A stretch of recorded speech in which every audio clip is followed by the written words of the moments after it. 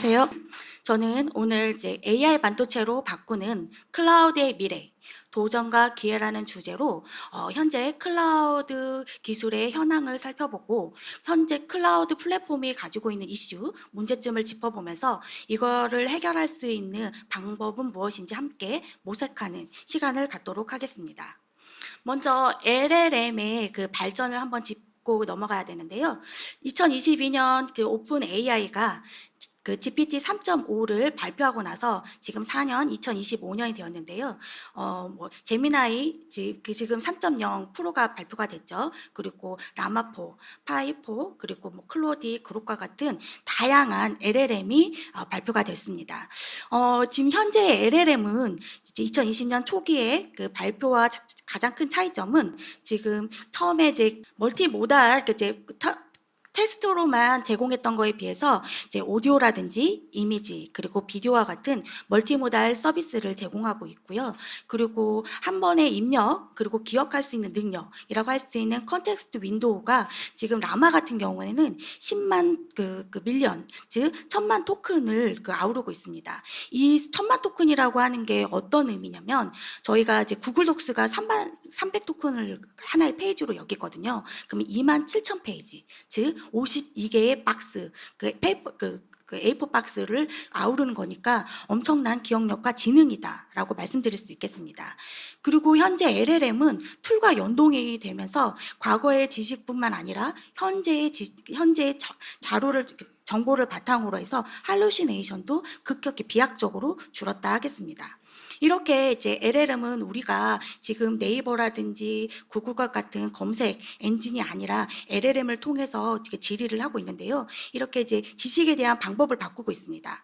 어느 순간이든 어떤 언어로든 그리고 어떤 영역의 물음이든지 저희가 LLM한테 요청을 하면 LLM은 과거의 지식과 현재의 자료를 바탕으로 정리하고 요약해서 저희에게 제공을 합니다. 이렇게 LLM이 비약적으로 발전하는데 클라우드 서비스는 어떻게 발전했을지 살펴보도록 하겠습니다. 먼저 아마존을 보겠습니다. 아마존 서밋의 뉴욕 2025에서는 AI 에이전트 서비스 에즈 소프트웨어라고 하는 타이틀을 바탕으로 이제 행사를 개최했습니다. 여기에서 AI 에이전트는 이미들 많이 아시고 계시겠지만 기존의 AI가 사용자가 가이드를 준다든지 아니면 프롬프팅을 딱 하는 순간부터 동작을 하잖아요. 그런데 AI 에이전트는 프로액티브, 능동적으로 그리고 또 환경에 적응해서 어댑터블하고 그리고 사용자뿐만 아니라 다른 에이전트와 협업을 통해서 특별한 목적에 맞춰서 계속 복잡한 문제를 스스로 풀어나가는 자율 AI 시스템이다 할 수 있겠습니다. 보시는 것처럼 이제 아마존의 경우에는 베드락이라고 하는 이제 블록이 이미 모듈이 있었는데요.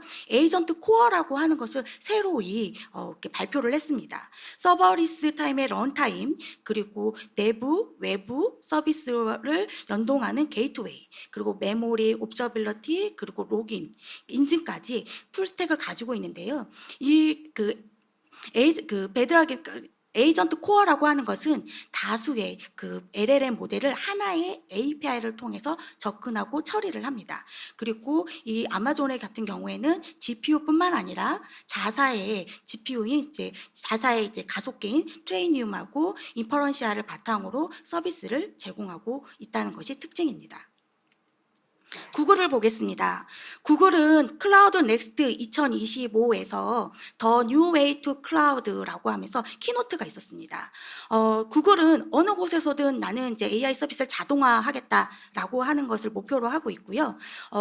지금 이제 아이런 우드라고 해서 추론 성능 칩을 소개를 했고 이 추론 성능은 10배의 성능 향상과 그리고 전력 면에서 효율도 28배에 가까이 높였다고 합니다. 그리고 모델로는 이때 이제 제미나이 2.5를 발표를 했는데 최근에 다시 3.0 프로를 발표했죠. MOE 아키텍처를 채택했고 그리고 멀티모달 서비스를 제공하는 게 가장 큰 특징입니다. AI 플랫폼 파트에서는 블락웰의 GPU를 제공하고 그리고 VLLM과 버틱스 AI와 통합해서 서비스를 제공합니다.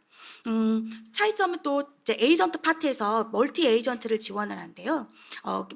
개발 키트도 제공을 하고, 그리고 에이전트 투 에이전트 프로토콜을 지원하면서 이 다수의 에이전트를 관리하는 에이전트 엔진과 에이전트 스페이스를 추가했다라는 것들을 새롭게 발표했습니다.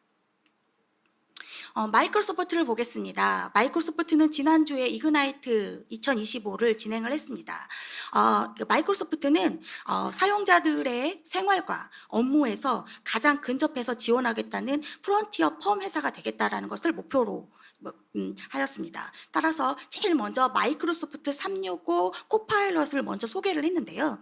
여기에서 이제 작년과 차이점이 있다면 그 IQ라고 하는 레이어를 추가했어요. 그래서 IQ라고 하는 그 지능적인 레이어인데요. 워크 IQ 같은 경우는 데이터를 바탕으로 해서 조직과 그리고 사용자의 그 맥락을 이해하고 추론을 지원을 합니다. 이때 이 추론은 코파일럿, 즉 마이크로소프트에서 제공하는 아웃룩이라든지 엑셀, 파워포인트 이런 서비스들을 제공을 하는데요. 이때 지능적으로 하기 위해서 에이전트라고 하는 것들을 내부에 심어서 그 에이전트가 지원된다는 것이 큰 차이점입니다.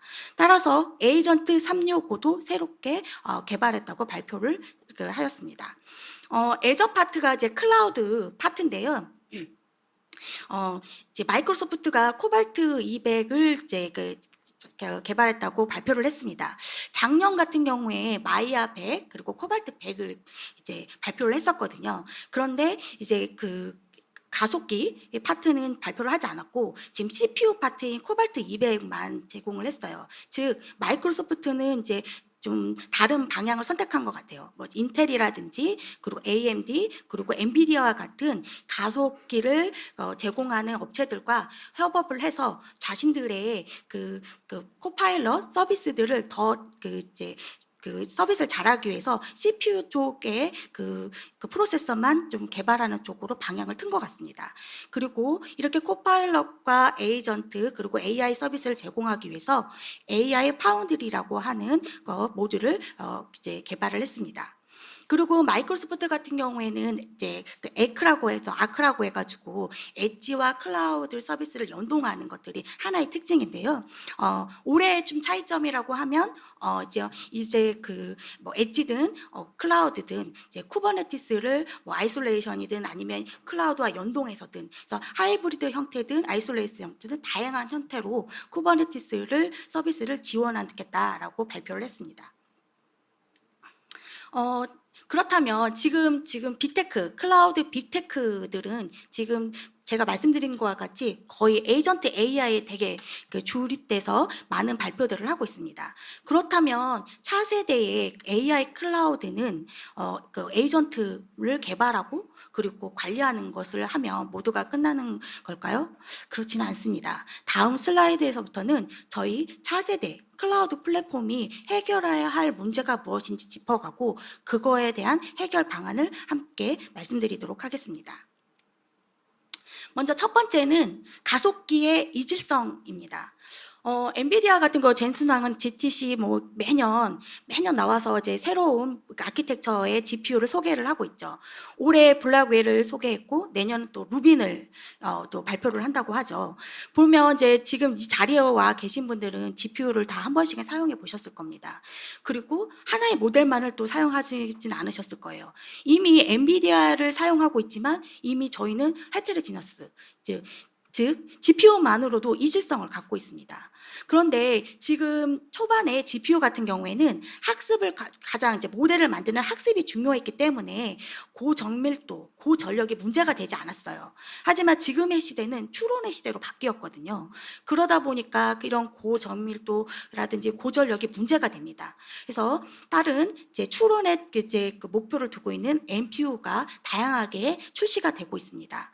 인텔의 가이아라든지 삼바노바의 뭐 SN 포리엘 그리고 뭐 셀레브레스의 WSE3 등 이렇게 다양하게 발표가 되고 있고 국내에서도 퓨리오사 AI라든지 리벨리온, 하이퍼 엑셀이 지금 AI 칩을 개발 중에 있죠. 그리고 또 이러한 이제 장치들을 연결하는 이제 뭐 인터커넥트 기술이라든지 혹은 또 이제 노드 간의 연결하는 이제 커넥트 기술도 다양해졌습니다. PCIe에서 NV 링크, NV 스위치, 그리고 이더넷뿐만 아니라 인피니밴드, 그리고 엔비디아는 블루 필드를 제공을 하고 있죠. 즉 앞으로 하드웨어는 가속기뿐만이 아니라 인터커넥트 기술도 조합을 통해서 점점 더 다양해지고 이질성은 더 심화될 거라고 말씀드릴 수 있겠습니다. 그렇다면 LLM을 서비스를 지원하는 입장에서 가장 좋은 사양의 GPU와 GPU 연산을 사용하는 것이 가장 올바른 일일까요? 보시는 것처럼 LLM은 두 가지 페이스로 이루어져 있습니다. 프롬프트 페이지는 아시는 것처럼 컴퓨테이션 인텐시브 하고요. 그리고 토큰 제너레이션 페이지 같은 경우는 메모리 바운드한 잡입니다. 이 두 스텝에다가 H100을 가지고 이제 처리한 경우와 컴퓨테이션 인텐시브한 파트에서는 H100을, 그리고 메모리 바운드한 쪽에서는 이제 A100, 저보다 조금 낮은 사양의 A100을 넣었을 때 파워라든지 코스트 면에서 더 좋은 성능을 보이더라라고 하는 논문이 나왔습니다. 즉 저희가 이제 앞으로 클라우드를 구축을 할 때 이런 이질성은 어떻게 보면 문제가 아니라 이렇게 다양한 사양의 그 가속기라든지 연결 상태를 혼합해서 구축하는 것이 LLM 서비스를 더 성능을 강화시킬 수 있다라고 말씀드릴 수 있겠습니다.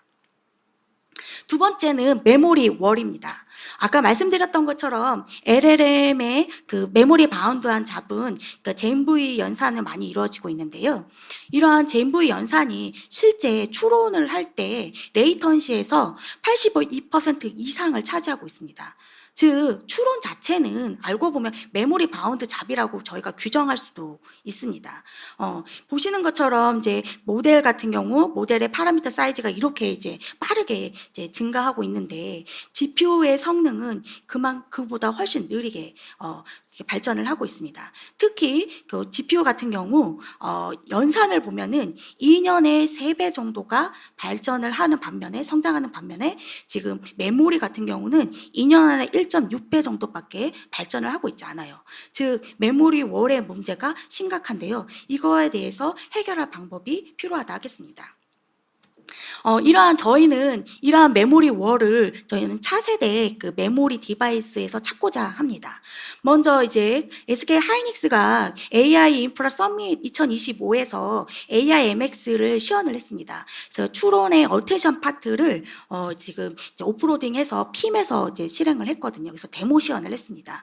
그리고 삼성 같은 것도 HBM과 핌을 이제 개발을 하고 있고요. 그리고 CXL 타입 3, 즉 메모리 파트인데요. 마이크론이나 SK 하이닉스, 그리고 삼성, 그리고 에스트레스 같은 경우에 지금 개발 중에 있죠. 이러한 그런 이제 핌이라든지 CXL 타입의 메모리 디바이스는 GPU보다는 이제 그 에너지를 적게 씁니다. 반면에 그리고 트루풋 같은 경우는 이제 훨씬 더 좋은 성능을 보입니다. 즉 이런 이제 차세대 메모리는 어쩌면 이제 메모리 바운드한 잡에 적합할 수도 있다라고 볼 수가 있습니다. 이런 성능을 보시면 이제 그 핫칩셋 2024년에 SK 하이닉스가 두 개의 GPU를 사용하는 것보다 하나의 GPU에 AIMX를 섞어서 했을 때 더 좋은 성능을 보인다라고 이제 성능을 발표를 했었고요. 또 마이크론 같은 경우에는 자신들의 XML 타입 3를 가지고 살보니 HPC에서뿐만 아니라 AI에서도 더 좋은 성능을 보인다라고 하는 발표를 했습니다. 즉 차세대 그 메모리는 그 LLM의 인퍼런스 추론의 성능을 부스팅할 수 있음으로 인해서 지금 메모리 월의 문제를 조금 완화할 수 있는 방법이 될 수 있다라고 하겠습니다. 다음은 LLM 스케일링입니다. LLM의 파라미터는 지속적으로 발전을 해왔고 이미 하나의 GPU에서는 감당할 수 없을 만큼 커졌습니다. 따라서 저희는 이제 보면 이제 텐서 패러렐이라든지 파이프라인 패러렐, 그리고 롱 컨텍스트를 위한 컨텍스트 패러렐처럼 이렇게 분산 처리하고자 하는 이제 기술이 있었고 또 한 노드 안에서도 한 GPU 안에서도 이제 모델의 쿼터제이션을 통해서 그 모델의 사이즈를 적게 하고 있습니다. 이럼에도 불구하고 문제가 무엇이냐면 사용자들은 우리가 이렇게 조금 요구사항을 만족시켜드리면 또 그 다음 더 스마트한 것을 요구한다는 거예요. 어쩌면 이게 문제이지만 알고 보면 저희 연구자나 개발자한테는 또 하나의 또 기회를 마련해 주는 거죠. 저희는 이제 MOE 아키텍처에서 이 기회를 찾고자 합니다. 먼저 미스트랄 같은 경우는 7빗 사이즈의 전문가 모델 8개를 가지고 서비스를 했을 경우 지금 그 3배 크기의 GPT 3.5보다 더 좋은 성능을 보인다라는 것을 알게 되었습니다. 그리고 오른쪽에 보시면 모델별 인텔리전스를 보고 있는데요. LLMU 같은 경우에는 지금 클로디가, 그리고 GPAQ 같은 경우에는 그로기, 그리고 휴머니티 라스트 이그젠 같은 경우는 GPT가, 그리고 코딩 파트에서도 또 그로기, 이렇게 서로 이제 모델마다 더 강점을 보이는 그 모델들이 다릅니다. 저희는 이런 것을 이제 MOE 아키텍처에 기반해서 다중에 LLM을 연동하고 이를 통해서 추론을 지원함으로써 좀 더 인텔리전트한 서비스를 제공하고자 합니다. 네 번째입니다. 네 번째는 이제 추론 비용인데요. 저희는 이제 올해 저희가 전력량, 즉 에너지 파트에 한정해서 설명을 드리도록 하겠습니다. 지금 GTC 2025년에 이제 그 젠순왕은 날리지 AI에서 띵킹 AI로 우리는 전환을 했다. 그리고 이러한 띵킹 AI는 나중에 피지컬 AI의 근간이 될 것이다. 라고 말을 했습니다. 실제 이게 띵킹 AI가 왜 어떻게 된 거지? 라고 보면 눈으로 확인할 수 있는 게 저희가 뭐 GPT, 챗 GPT하고 딱 이렇게 쿼리를 던지면 얘가 이렇게 thinking for 뭐 20, 뭐 아니면 뭐 15 seconds 이러면서 자기가 생각하고 있다, 뭐 추론하고 있다라는 표현을 합니다. 근데 이제 이렇게 하는 것들이 결론적으로는 20배의 토큰을 더 제너레이션 하고요. 그로부터 150배의 컴퓨테이션을 더 하게 됩니다. 이게 그러면 GPU를 더 좋은 사양을 사야겠네. 그것만은 문제가 아닙니다. 에너지가 더 많이 활용된다는 게 문제예요. 보시는 것처럼 GPU 같은 경우 A100이 300W였거든요. 그런데 B100은 지금 1kW, 1000W로 예상이 됩니다. 이 1000W가 지금 1000W는 도대체 어떤 양인데 이렇게 난리인 거야. 이게 어떤 의미냐면요. 우리가 이제 엔비디아 이렇게 하면 DGX 좀 많이 생각하시잖아요. DGX를 이제 B105로 8개를 가지고 이제 그 DGX 서버를 100대를 운영한다고 했었을 때 하루에 사용되는 전력량이 42.MWh예요. 이게 무슨 양이냐면 테슬라라고 하는 그 이제 모델 3의 자동차를 가지고 지구를 7바퀴를 도는 비용이니까 하루에 지구를 7바퀴를 도는 비용을 계속 100대의 서버를 운영하는데 이만큼의 에너지가 계속 활용된다는 거예요. 진짜 이거는 어마어마한 거거든요. 즉 저희는 운영 비용에 대해서 한번 고려를 하고 이것들을 감소할 수 있는 방법에 대해서 꾸준히 고민을 해야 합니다. 그렇다면 이 추론 서비스를 어떻게 하면은 조금 더 이렇게 에너지를 절약할 수 있을까? 그럼 추론 서비스에 영향을 미치는 팩터를 좀 살펴보셔야 합니다. 보시는 것처럼 AI 모델을 줄였을 경우 파워는 전력량은 줄어들겠죠. 그러니까 그렇지만 이제 줄었기 때문에 퀄리티는 낮아질 수는 있습니다. 하지만 이제 퍼포먼스는 증가를 하겠죠. 이런 거와 마찬가지로 퀀터제이션도 똑같습니다. 이런 거에서 이제 패러렐라이즘이라든지 프리퀀시, 배치 사이즈 같은 것들은 퍼포먼스와 파워, 퀄리티 면에서 서로 상관관계를 갖고 있습니다. 2025년 OSDI에 그 마이크로소프트가 그 다이나모 LLM이라고 하는 논문을 발표를 했어요. 그래서 여기에서는 어떻게 했냐면 그 풀을 클러스터에 그 서비스하는 풀을 그 인풋과 아웃풋을 이제 그 숏이냐 아니면 중간 크기냐 미디엄 아니면 롱이냐 엘레 이렇게 나눠서 이제 풀을 구성을 했어요. 그리고 어플리케이션을 프로파일링을 해가지고 이거에 맞춰서 이제 그 할당을 어디다 해야 되는지를 결정을 했습니다. 근데 이렇게 이제 스케줄링 파트만으로도 53%의 에너지를 절약했다라고 합니다. 즉 에너지를 절약하는 게 알고 보면 이제 클러스터를 이제 재구성을 한다든지 아니면 성능 이제 그 컨피겨를 다시 한다든지 혹은 스케줄링만으로도 충분히 50%의 에너지를 이제 감축할 수 있다라는 겁니다. 즉 스케줄링에 대해서 고민을 해야겠죠. 마지막입니다. 이제 에이전트인데요. 메타 같은 경우에는 이제 조만간 이제 뭐 100만 개의 클러스터가 될 거다. 그래서 클러스터 관리를 해야 한다라고 말을 하고 있습니다. 그렇다면 에이전트는 얼마나 많을까요? 이거에 대한 100배, 10배, 훨씬 더 많은 에이전트가 발생을 할 겁니다. 그리고 MCP라고 해서 그 이제 모델 컨텍스트 프로토콜이라고 해서 오픈 프로토콜이 나왔는데요. 이거는 LLM이라든지 데이터 소스 그리고 에이전트가 이제 동적으로 붙었다가 뭐 붙기도 하고 해제되기도 하는 그런 프로토콜이거든요. 그래서 MCP가 일단 오픈 프로토콜로 제한이 됐고요. 그리고 에이전트 같은 경우에는 지금은 이제 사용자가 반응을 했을 때 이제 에이전트가 생성이 돼서 대신 처리해주고 지속적으로 처리를 한다라고 생각을 하지만 앞으로는 서브의 에이전트가 발생이 될 거고 그래서 앞으로는 더 복잡한 이런 트리 구조의 에이전트 형태로 저희가 관리를 해야 합니다. 즉 에이전트의 복잡성은 더 커다라질 거라고 생각하고 있습니다. 그렇다면 이 에이전트를 관리를 어떻게 해야 할까요? 지금 기존의 AI 같은 경우와 에이전트와의 차이점은요. 기존 거는 미리 디파인된 로직이 있어요. 그렇지만 지금 에이전트가 LLM을 품고 있음으로 인해서 문제점이 뭐냐면 같은 입력이 왔지만 결과가 다르다는 거예요. 똑같은 아웃풋이 안 나온다는 거거든요. 이거가 왜 문제냐면 이게 지금 노멀한 건지 어브노멀한 건지 알 수가 없어요. 그렇기 때문에 저희가 이제 모니터링에서도 되게 중요도가 더 높아졌습니다. 예전에 어플리케이션 같은 경우는 레이턴시라든지 혹은 뭐 트루풋을 좀 받다 보면 이제는 LLM의 뭐 할루시네이션도 봐야 되고요. 어플리케이션에 또 에이전트 간의 콜도 이제 추적을 해야 되죠. 또 에이전트가 또 모델을 갖고 있기 때문에 자신의 행동을 플래닝하고 실행하고 그러다 그 결과를 가지고 자기 반성을 하고 그런 다음에 이게 제약성이 없다고 하면 다시 자기네들의 로직을 바꾸거든요. 그래서 이런 로직이 변경되는 것을 모니터링을 해야 합니다. 저희는 이러한 인사이트를 바탕으로 해서 오픈K 클라우드, AI 반도체 클라우드 플랫폼을 개발했습니다. 먼저 저희는 LLM 플랫폼 애지어 서비스를 제공하고자 합니다. 먼저 저희는 쿠버네티스를 바탕으로 AI 반도체, GPU를 포함한 AI 반도체를 자원을 관리를 하고요. 그리고 거기로부터 이제 추론 서비스를 제공을 합니다. 그리고 오픈 스택을 서비스를 제공함으로 인해서 VM과 컨테이너에 동시에 이제 그 추론 서비스를 제공할 예정입니다. 이종의 AI 반도체 관리 파트인데요. 저희는 GPU뿐만 아니라 NPU 그리고 PIM 그리고 스마트 SSD들을 대상으로 하고 있습니다.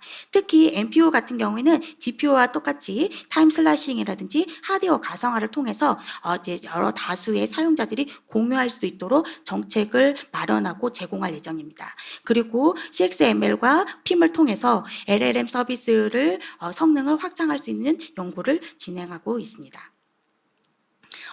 클라우드 서비스의 오케스트라 파트인데요. 저희는 GPU뿐만 아니라 다수의 이종의 NPU들을 자동으로 디텍션하고요. 그리고 이것들에 관련된 소프트웨어 SDK를 자동으로 설치하고 그리고 공유 정책과 같은 설정을 자동으로 진행할 수 있도록 NPU 오퍼레이터를 개발하고 있습니다. 그리고 이를 통해서 VM과 컨테이너에게 자동으로 연동을 함으로써 추론 서비스나 이제 학습 서비스를 지원할 예정입니다. 그리고 이것들의 클러스터링 서비스를 제공하기 때문에 오토 스케일링도 함께 지원하고자 합니다. 헤테로지니티 어웨어 스케줄링 파트입니다.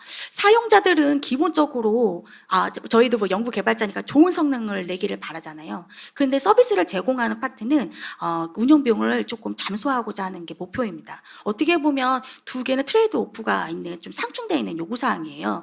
저희는 그 협상 알고리즘을 개발을 통해서 이 사용자와 제공자 사이에 그 어느 두 요구 사항을 동시에 만족할 수 있는 그 어느가의 그 지점을 협상 알고리즘을 통해서 찾아내고자 합니다. 그리고 이제 서비스에 대한 옵저빌러티인데요. 이종의 그 GPU뿐만 아니라 NPU를 통해서 저희는 이제 국산 AI 반도체에 특화된 모니터링을 제공할 거고요. 그리고 이벤트라든지 로깅을 수집해서 저희는 LLM을 통해서 이상 징후를 미리 예측하고자 합니다. 그래서 예측한 것들을 사용자에게 미리 알려주고요. 또 차후에 만약 이상 징후가 발생을 했다고 하면 자동 복구할 수 있는 방안을 추천하고자 합니다. 운영비용 파트인데요. 운영비용 파트는 워크로드의 타입이라든지 또 워크로드 안의 데이터 그리고 워크로드를 운영하는 모니터링을 통해서 이제 실시간적으로 전력량을 모니터링해서 그 절감 모델을 만들고 그걸 통해서 그 서비스들을 재배치한다든지 워크로드에 대한 서비스를 재배치한다든지 혹은 그 구성하는 그 자원에 대한 재구성을 통해서 그 운영 비용을 최소화하고자 합니다. LLM 클라우드 서비스 파트입니다. 저희는 기본적으로 이제 2027년, 즉 3차년도 때 64빌리언의 그 2종의 LLM 서비스를 지원하는 것을 목표로 하고 있습니다. 그리고 5차년도가 되는 이제 2029년에는 320빌리언의 LLM 서비스를 제공하는 것을 목표로 하고 있습니다. 이때 저희는 다양한 이제 뭐 LLM 오케스트레이션, 서비스뿐만 아니라 LLM에 대한 오케스트레이션과 그리고 벡터 DB를 통해서 저희가 좀 최적화를 하고요. 자원에 대한 최적화 그리고 또 운영에 대한 최적화를 통해서 그 당시에 최고 수준의 그 지연 시간을 만족시킬 수 있도록 이제 연구 개발을 진행할 예정입니다. 마지막으로 이제 그 서비스에 대한 그 개발 환경인데요. 데이터, 인프라스트럭처, 소프트웨어에 대한 것들을 바탕으로 저희가 그 서비스를 그 워크플로우를 구성해서 서비스를 지원할 수 있도록 지원을 할 예정입니다. 웹 기반으로 아직 지금 NPU, 즉 국산 AI 반도체에 대한 AI 소프트웨어를 개발할 수 있는 툴이라든지 환경이 아직 제공되고 있지 않습니다. 저희는 웹 기반으로 해서 클라우드 네이티브한 IDE 환경을 제공할 예정입니다. 그리고 백엔드 안에서는 파이토치라든지 텐서플로우, VLLM과 같이 다양한 AI 프레임워크들을 사용할 수 있도록 제공할 예정입니다. 그리고 그 5년간의 그 과제를 수행하는 과정에서 이제 저희가 그 추론 서비스를 계속 하나하나씩 발굴을 해 갈 거거든요. 이걸 바탕으로 해서 마켓플레이스를 제공함으로써 일반 사용자들이 지금 국산 AI 반도체를 활용 장벽이 너무 높잖아요. 왜냐면 이제 쿠다가 아닌 거 있다 보니까 모델도 만들어야 되고 그 만들어진 모델을 가지고 포팅하는 것도 어렵고요. 그래서 저희는 이제 일단 저희가 1차적으로 마켓플레이스 안에 저희가 이제 그 국산 AI 반도체에 대한 AI 서비스를 제공함으로써 이걸 바탕으로 다양한 그 이제 서비스들을 또 만드시고 활용할 수 있도록 제공할 예정입니다. 여기까지가 저희가 계획하고 있는 오픈K 클라우드에 대한 연구 내용입니다. 오늘 이제 오픈 이제 그 소스 소프트웨어 커뮤니티를 바탕으로 오픈K 클라우드 첫 번째 세션인데요. 저희는 매년 지금 이제 그 2번의 릴리즈를 하고 있고요. 이제 이렇게 지금 11월 달 정도 요 정도에 계속 이렇게 이제 커뮤니티로서 이제 공개 소프트웨어 행사를 진행할 예정입니다. 아까 말씀드렸던 것처럼 저희가 이제 올해 그 첫 번째 해고 그러다 보니 뭐 아직은 올해 세션 안에는 뭐 LLM이라든지 이런 파트가 나와 있진 않잖아요. 그래서 4년도 때는 LLM 혹은 더 많은 발표되지 않았던 다양한 뭐 환경이라든지 개발 환경 이런 것처럼 4년도 이제 중심이 되는 기술들이 있습니다. 그래서 그 기술들이 나올 때 새로운 내용으로 매년 같은 내용이 아니라 새로운 이슈와 내용을 가지고 이 행사를 진행하고자 합니다. 그래서 아마 저희 행사에 참석을 하게 되시면 저희 K-클라우드라고 하면서 왜 그 이게 되게 이제 하드웨어부터 저희 그리고 시스템 소프트웨어 그리고 저희 클라우드 그리고 서비스까지 풀스택의 과제들이 있어요. 그러면 본 행사에 참석을 하시면 계속 참석을 하시면 저희가 그 하드웨어부터 풀 소프트웨어 이제 서비스까지 그 이제 초빙을 해서 함께 그 정보를 교류할 수 있는 공개 소프트웨어 행사를 마련하고자 합니다. 그래서 꾸준히 오늘 참석하신 분들 꾸준히 관심 가져주시고 함께 계속 지속적으로 오픈K 클라우드 행사에 참석을 해주셨으면 하는 바람이 있습니다. 네, 장시간 동안 발표 들어주셔서 감사합니다.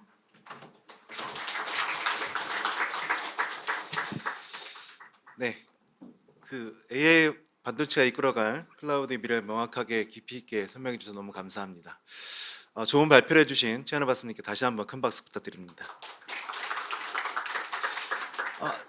시간이 한 5분 정도 남았는데 혹시 Q&A가 있으면 진행할까 합니다. 혹시 궁금하신 사항 있으면은 질문해 주시면 간략하게 답변을 드리도록 하겠습니다.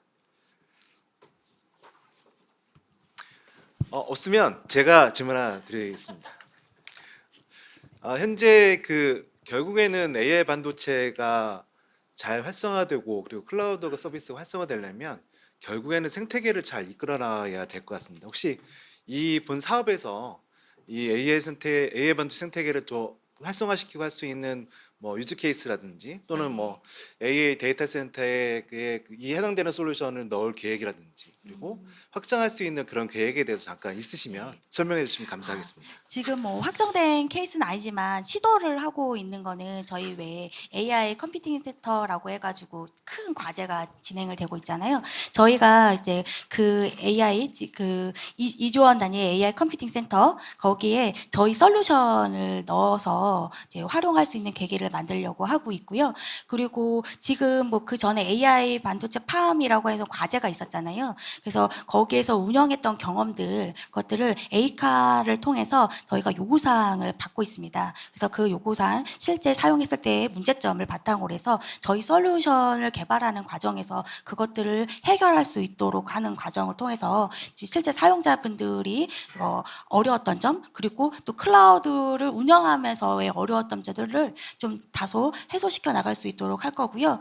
그 실사례를 만들어내는 게 가장 어렵다고 하더라고요. 그래서 저희가 그 뭐 이제 퓨리오사라든지 리벨리온이라든지 왜냐면 컴파일러가 다 필요하니까요. 그래서 저희가 다양하게 뭐 많은 것들을 만들어낼 수는 없지만 해마다 이제 하나의 뭐 출원 서비스라든지 이런 것들을 만들어 봄으로 인해서 실제 사용할 수 있는 경험들을 함께 공유할 수 있는 자리도 마련하도록 하겠습니다. 네, 감사합니다. 네, 아직 확정되지 않았지만 또 계획까지 제시해 주셔서 너무 감사합니다. 다시 한번 큰 박수 부탁드리겠습니다.